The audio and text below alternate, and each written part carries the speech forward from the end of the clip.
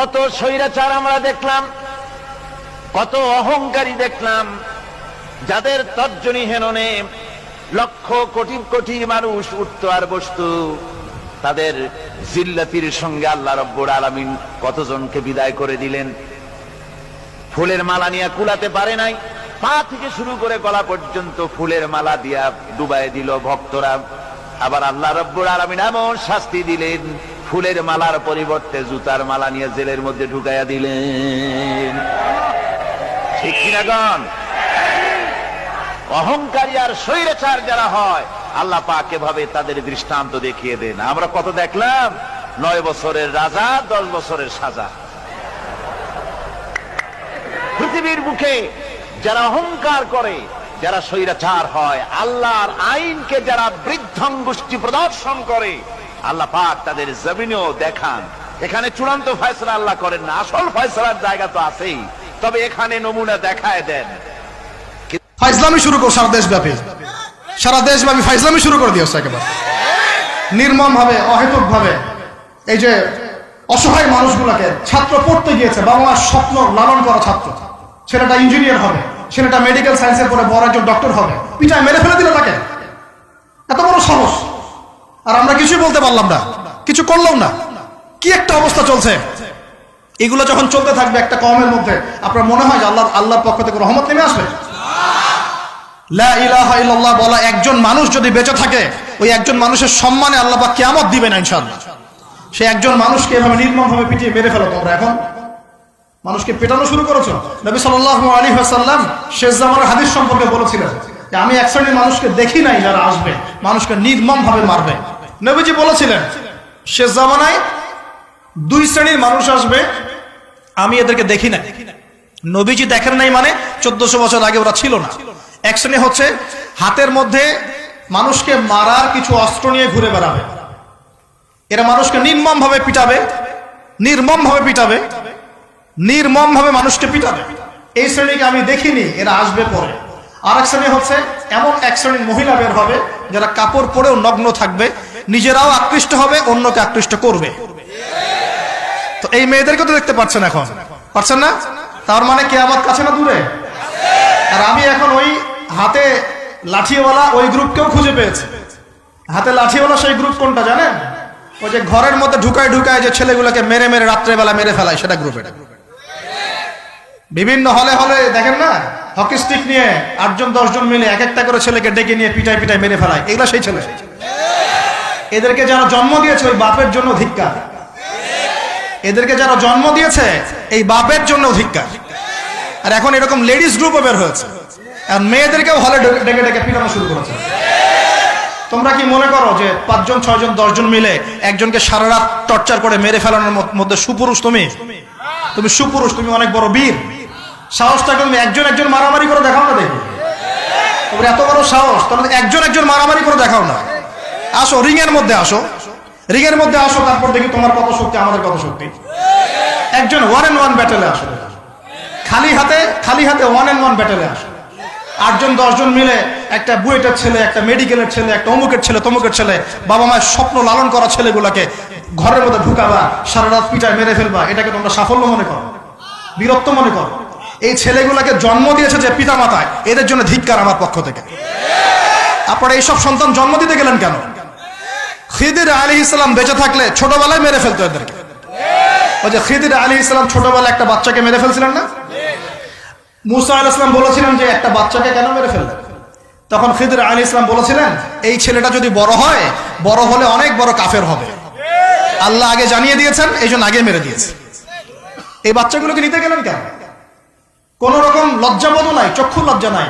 এরপর যখন আইন শৃঙ্খলা বাহিনী এদেরকে অ্যারেস্ট করে নিয়ে যায়, বীরের মতো হাসতে হাসতে চলে যায়। ও জানে যে আমার কোনো সমস্যা হবে না, ফাঁক ফোকর দিয়ে বেরিয়ে চলে আসে। তোমরা এগুলোকে বীরত্ব মনে করো, তোমরা বীরত্ব মনে করো, সুপুরুষ হয়ে গেছো তোমরা। এতই যদি ক্ষমতা থাকে, সাহস থাকে, তো একজন মারামারি করো না, 1-on-1 ব্যাটেল আসো। তারপর দেখো কে জিতে কে হারে। 10জন মিলে একজনকে পিটাবা, মনে করছো খুব বড় বীর হয়ে গেছো। এখন 10টা মেয়ে মিলে একটা মেয়েকেও পিটাচ্ছে, সুবহানাল্লাহ। তা আবার ইসলামিক বিশ্ববিদ্যালয়ের মধ্যে। এই বিশ্ববিদ্যালয়ের নাম ইসলামিক কে দিল? এটা ইসলাম? একটা মেয়েকে আপনি ঘরের মধ্যে ঢুকায় সারা রাত পিটাবেন, মেয়েটা কাঁদতে কাঁদতে বলছে আমার পায়জামা পর্যন্ত খুলে ফেলেছে টান দিয়ে। আরে তোর মায়ের পায়জামাকে খুলে ফেললে তোর কেমন লাগবে? তোর বোনের পায়জামাকে খুলে ফেললে তোর কেমন লাগবে? কোন সাহসে তুই একটা মেয়ের পায়জামায় হাত দিস? এত বড় সাহস! আর এদেরকে আমরা তোলা করে মানুষ করি। আইন শৃঙ্খলা বাহিনী আপনারা কি করেন? ইনস্ট্যান্ট কোর্ট বসে ফাঁসি দিয়ে দিবেন এদেরকে।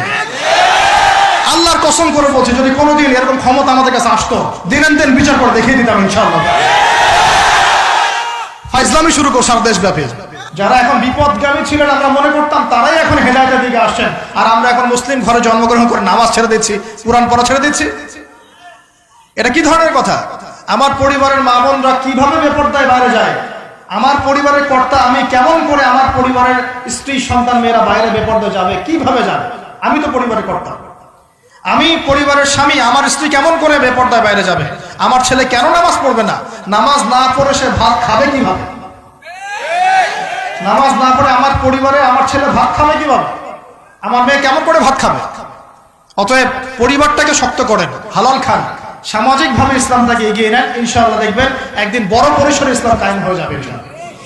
আর আমরা কারোর জন্য বদদোয়া করব না, আমরা দোয়া করব আল্লাহ পাক যেন ঊর্ধ্বতন কর্তৃপক্ষ সবাইকে হেদায়েত দান করেন এবং অন্যায়ের বিরুদ্ধে দাঁড়ানোর তৌফিক দান করেন, এবং তাদের হাতে হলেও আল্লাহ পাক যেন ন্যায় প্রতিষ্ঠা করার তৌফিক দান করেন। আর ন্যায় কোনটা ন্যায় কোনটা অন্যায় এগুলো এইসব প্রোটেস্ট্যান্ট মুসলিমরা আপনাদেরকে শেখাতে পারবে না। যারা ইসলাম, কোরআন, সুন্নাহ, সমকালীন বিশ্ব ইতিহাস, অর্থনীতি, সংস্কৃতি, দেশীয় কালচার সব সম্পর্কে জ্ঞান রাখে, এই মানুষরা আপনাকে বলতে পারবে কোনটা সত্য কোনটা মিথ্যা, কোনটা হক কোনটা বাতিল। একজন কবর পূজারী আপনাকে কি হেদায়েত দিবে? একজন মাজার পূজারী আপনাকে কি হেদায়েত দিবে? একজন বেদাতি আপনাকে কি হেদায়েত দিবে? হেদায়েত তো নিতে যান খালি ওদের কাছে, আর জ্ঞানী মানুষকে তো মূল্যায়ন করে না। যারা বুদ্ধি বিক্রি করে খায় ওদের কাছে পরামর্শ নিচ্ছেন। আর কিছু বিষয় বলতে বলতে মুখের ফেনা উঠিয়ে দিলাম, তারপরেও কোনোদিনও বললেন না যে হ্যাঁ কথাটা গ্রহণ করা যায়। কি আশ্চর্য! যখন একটা সমাজের মধ্যে এই পাপগুলো ছড়িয়ে পড়বে তখন আল্লাহ পাকের গজব আসবে, এটা আসবেই। প্রতিরোধ করার কোনো সুযোগই নাই, আপনাকে প্রতিকারও করার কোনো সুযোগ নাই। তওবা করে আল্লাহর কাছে ফিরে আসতে হবে, এটাই সলিউশন, এটাই সলিউশন। এই যে আমরা শহরের কথাই বলছিলাম, আমাদের সমাজের অন্যতম বড় একটা কিয়ামতের আলামত হচ্ছে উঁচু উঁচু বিল্ডিং নির্মাণের প্রতিযোগিতা। নবীজি জীবনের শেষের দিকে যে হাদিসগুলো বলেছেন, শেষের দিকে, তার মধ্যে কিয়ামতের বড় দুইটা আলামত বলেছেন। তার মধ্যে একটা হচ্ছে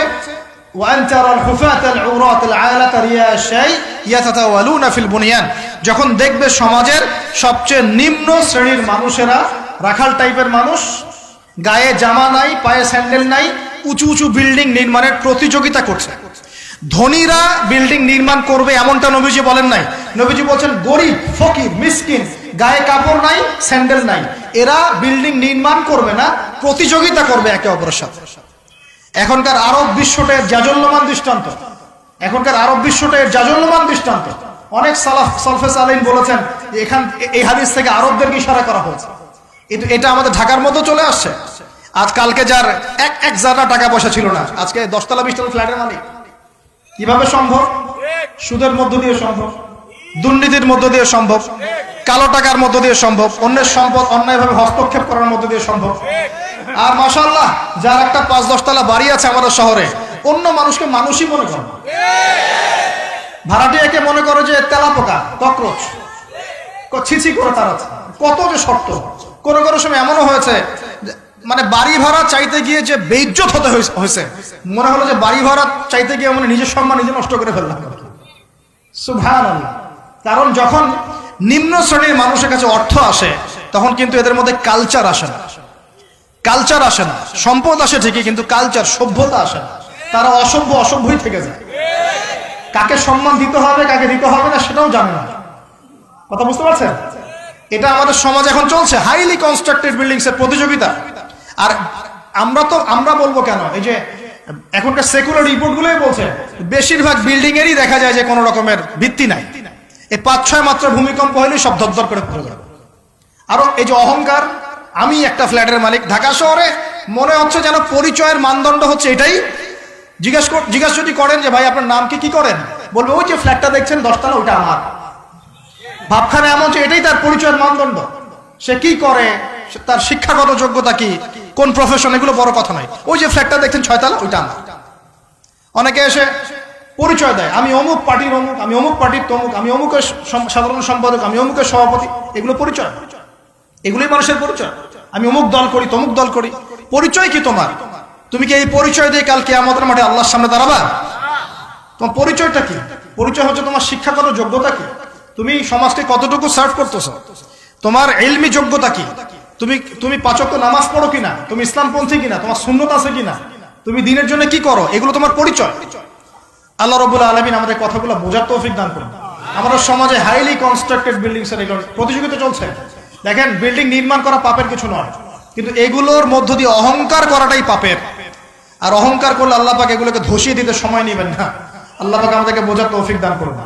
আমাদের সমাজে রন্ধে রন্ধে এগুলো চলছে, আমানতের খেয়ানত, অবিশ্বাস, সুদ চলছে, জেনা চলছে, ফ্ল্যাটে ফ্ল্যাটে জেনা চলছে, ফ্ল্যাটে ফ্ল্যাটে জেনা। জেনা মানে শুধু শারীরিক ইলিগেল ফিজিক্যাল রিলেশনশিপই নয়, জেনার মধ্যে চোখের জেনা আছে, কথার জেনা আছে, চলাফেরার জেনা আছে। নবীজি বলেছেন শেষ জামানায় এক শ্রেণী মেয়ে আসবে যারা পুরুষের কাপড় পরে ঘুরবে। এটা দেখার জন্য আপনি ঢাকার শপিং মলে চলে যান, শপিং মলে যান, কিয়ামত দেখতে পারবেন। কিয়ামত কাকে বলে? কিয়ামত কাকে বলে? কেউ কেউ দেখা যায় সুন্দর সুন্দর বোরখা বানিয়ে নিয়েছে, যে বোরখাগুলো পরেও তার মানে শরীরে কাঠামো স্পষ্ট বোঝা যাচ্ছে। এখানে আপনি কাকে দায়ী করবেন, কাকে দোষ দিবেন? অবৈধ সম্পর্ক, অবৈধ সম্পর্ক ঢাকা শহরে রন্ধে রন্ধে ঢুকে গেছে। অবৈধ সম্পর্ক, টিনেজ 8-10 বছর, ক্লাস 8-এ পড়ে, ক্লাস 9-9-এ পড়ে, 10-এ পড়ে, এদের মধ্যে ইলিগেল সম্পর্ক চলছে। ইউনিভার্সিটিতে পড়ে, স্কুল কলেজ পাশ করে বিশ্ববিদ্যালয়ে গিয়েছে, ব্যাস ও মনে হয় যে একেবারে পাখা ওর গজায় গেছে, যা ইচ্ছা তাই করতে পারে। মেয়েকে দিয়েছেন একটা স্মার্টফোন, ব্যাস নষ্ট হয়ে গেছে। ছেলেকে দিয়েছেন একটা বাইক, ও দেখ মাদকের আসরে বসে আছে। কি একটা অবস্থা! এই যুব সমাজ কি আগামী দিনে ইসলামের পতাকা বহন করবে? এই যুব সমাজকে দিয়ে ইসলামের বিজয় লাভ হবে, নাকি আমাদের একটা ঈমান দীপ্ত যুব সমাজ দরকার? কোনটা? আল্লাহ পাক আমাদের সবাইকে আল্লাহর পক্ষ থেকে ঈমান দান করুন। আর আমি লম্বা করতে থাকলে সারা রাত যাবে গা। আমি আপনাকে গুছায় নিয়ে এসে শেষ করে দিচ্ছি যে এর পাশাপাশি কোন কোন পাপ ছিল, যে পাপগুলোর কারণে আল্লাহ পাক এই গজবগুলো দিয়েছিলেন, এবং এই ঢাকা শহর সহ এই বড় বড় শহরগুলা এই পাপের মধ্যে আছে কিনা আপনি নিজেই যাচাই করবেন। যাচাই কে করবে? আপনি যাচাই করবেন, আমি যাচাই করব না। 1 নাম্বার শিরকের পাপ, আছে না নাই? কুফরির পাপ 2, আছে না নাই? আমানত উঠে যাওয়া, আছে না নাই? আমানত উঠে যায় নাই? কোন জায়গায় আমানত আছে? কেউ বলছে যে আমি জনগণের কল্যাণে নিজেকে নিয়োজিত করেছি, উপর থেকে হাতি আসলে ও খাইতে খাইতে খাইতে মাছি বানায় দেয়, তাই না? এগুলো একটা বাজেট আসছে 1 কোটি টাকার, দেখবেন আস্তে আস্তে আস্তে 10 লাখ টাকায় নেমে আসছে, শেষ না? এ খাবে 10, ও খাবে 5, এ খাবে 5 করতে করতে করতে জনগণ খাবে 10। তা আমানত উঠে যায় নাই সমাজ থেকে? 3 নাম্বার আমানত উঠে যাবে। 4 বিশ্বাস উঠে যাবে। বিশ্বাস উঠে গেছে না? বাবাও ছেলেকে বিশ্বাস করতে পারে না, এখন স্বামী স্ত্রীকে বিশ্বাস করতে পারে। মনে রাখবেন, একটা সমাজে যদি বিশ্বাস না থাকে একের প্রতি অন্যের, এই সমাজের মধ্যে কখনো শান্তি আসবে না। আসবে? আসবে না। আপনি পরিবারে শান্তি পাবেন না, সমাজ তো দূরের কথা। এবার আসেন 5 নাম্বার হচ্ছে মাপে কম দেওয়া। মাপে কি ভাই? এই মাপে কম দেওয়াটা আমাদের সমাজে পাপের মধ্যে নাই? ব্যবসায়ী যারা আছেন সতর্ক হয়ে যান। আপনি যদি মাপে কম দেন, এই পুরো রিজিক আপনার জন্য হারাম হয়ে যাবে। আল্লাহ পাক বলেছেন এই মাপে কম দেওয়া হারাম রিজিক খেয়ে ইবাদত করলে ইবাদত কবুল হবে না। পৃথিবীতে সর্বপ্রথম কওমে মাদিয়ানকে ভূমিকম্প দিয়ে ধ্বংস করে দেওয়া হয়েছিল। তাদের